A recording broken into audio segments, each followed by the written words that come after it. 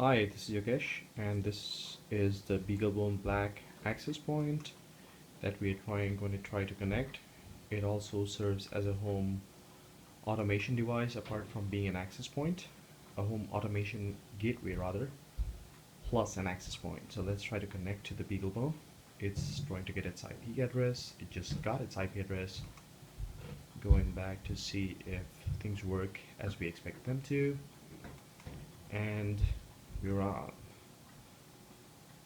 We try to see if the connection speeds are okay, and fair enough.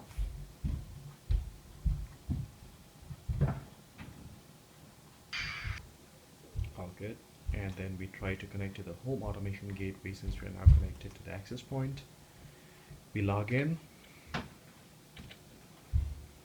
enter the username, password, and upon performing the login, we have two configured resources that we want to control here. They can as well be your garage door and kitchen, and then in turn they have two internal resources, which is the green white LED and the red LED, which we can see are connected to a board that can be placed in a remote location. We try and click the green white LED and see if it lights up, and upon clicking that, hopefully that should light up and process our command to say, right now the command is just light up the LED, but we can send the same output to a relay and then open the garage door with it. See, now after clicking you have the LEDs on. We're gonna click the same button again and expect them to turn off. So I'm gonna click, there you go, I click the button and the LEDs are turned off. Now the same output, 5 volts or 3.3 volts, can be fed to a relay and we can control actuators and the like. Now let's try to see if the red LED can be turned on the remote module. There you go, it should be turned on now, and we can see it's turned on. We try to turn that off, and hopefully we can get the remote LED to turn off. There you go.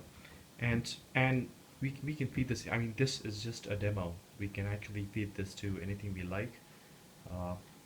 Temperature sensors, we can have like configurations for the same ADC inputs, so on and so forth. Now that's the remote module. It can be made a lot smaller, so this is only a demo board. It's connected to an SPI cable. It's programmed with the SPI cable, and the other connection is my serial port connection.